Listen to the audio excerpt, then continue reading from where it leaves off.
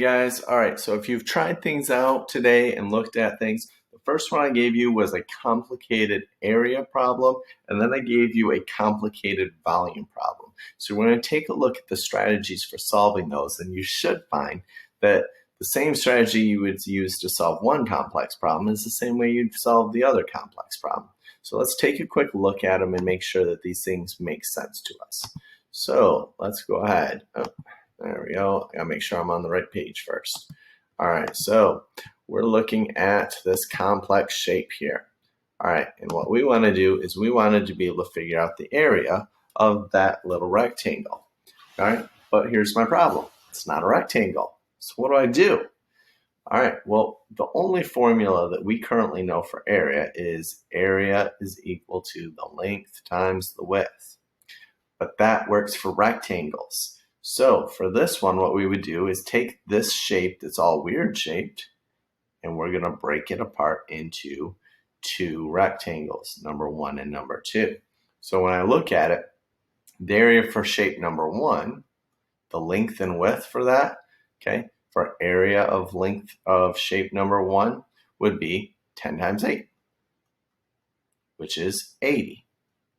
Now, when I look over here, the second one, the area of number 2, would be 12 times 5.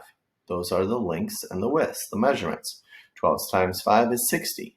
So if I wanted to find the area of the entire thing, how much room there is that I can fill up all of these shapes that are flat, 80 plus 60. So the total area would be 140 square units, which in this would be meters, so meters squared or square meters. Okay. Now, that was the strategy for being able to figure out the area of a complex or compound shape. Now, what we're going to do, we're going to take a look at the other one I told you to try out. Now, this one is the volume. So we're looking for the volume of one of these shapes. Again, the formula that we have for volume, we do have two of them, is volume equals length times width times height. And we can replace the length and width by area and just do the area times height. But again, like before, that works for a rectangular prism. This is not a prism. This is an oddly shaped thing. So what we're going to end up having to do is the exact same thing we did for area. Okay? If it works for one, it's going to work for the other. What we're going to do is we're going to break this apart. So I'm just going to draw, look, this line right here. So now what I really have is I have this cube over here that's filled with all the little tiny cubes, and I have this rectangular prism over here that's filled with a bunch. So now I'm going to find the volume of the two shapes. So we'll say this is number 1 and this is number 2. So the volume for shape number 1, I would need the 3 dimensions. Let's see, it's 1, 2, 3, 4, 5, 6, 7. It's 7 long. Now wide, that's how far back it goes. Now this is tricky because if I start at the bottom, I'd have to go 1, 2, but then they're in the way, so I'd have to see how many are behind it. There's 3. Or I could go up to the top and see how far back does it go. 1, 2, 3, 4, 5. So that's a width of 5, and now its height, 1, 2, 3, 4. It stands 4 tall. And then I'm going to be multiplying those 4 numbers. And since I can do it in any order, 5 times 4 is 20. And 20 times 7 is 140 cubes. Now, my volume for shape number 2, that's this side. Again, I've got to find all of the measurements. The length, 1, 2, 3, 4, 5. So it's 5 long. It's 1, 2, 3, 3 wide. And it's the same height all the way through, so it's still 4 tall.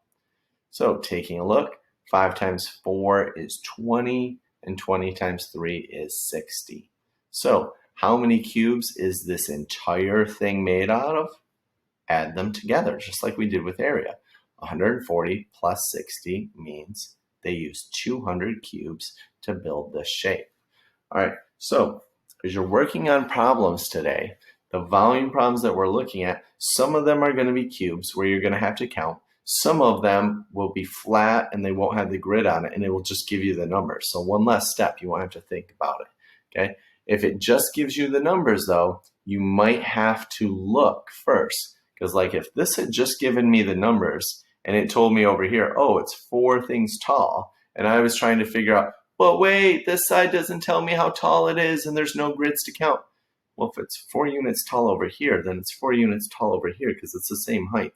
So sometimes you might have to stop and actually just think about, like, all right, well, what can you tell about it? Like, if we know the whole thing is 4 units tall, or we might know the total width, or so there might be little pieces like that, or it might not have the grid here, and it might tell me that the width of this is 3, and it might tell me this little part here is 2, and I'd have to figure out, well, how far is this whole thing back?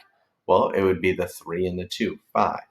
So you might have to play with it a little, but if you look at it long enough, I don't think you'll have too much trouble with it. Just take your time, ask for help on pieces.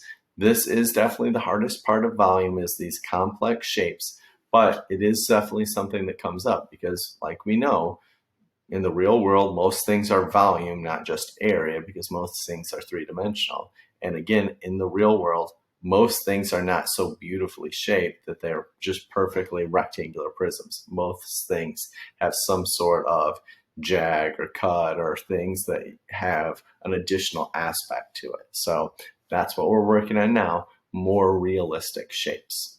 All right, so try your best. If things don't go well, make sure you're stopping off at office hours and asking for help.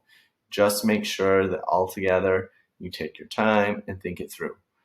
All of these complex shapes, though, you're going to have to divide up. And thinking about it, just pointing this out, I broke this one up this way, right? I cut off this little edge. I could have, if I wanted, I could have cut it this way. I could have cut off this front part right here. I could have chopped it off right here. And then I would have had this really, really long piece in the back and a really, really short piece in the front, instead of having these two that were about the same size. It doesn't really matter, okay? It's just like taking anything else. If I have a sandwich and I cut it diagonal, or I cut it going straight up and down, it's still two parts of the same sandwich. It's still the same size. So if I'm looking at volume, if I cut mine this way going across like this, and I have two pieces that way, or I cut mine long ways like this, it won't matter. I could even cut it into 3 or 4 or 5 pieces. As long as you start with the same shape and you don't lose any of it, it'll still have the same volume, okay? So thinking about that, take your best time, try your best. If you need help, make sure you're asking. We'll see you at office hours. Bye.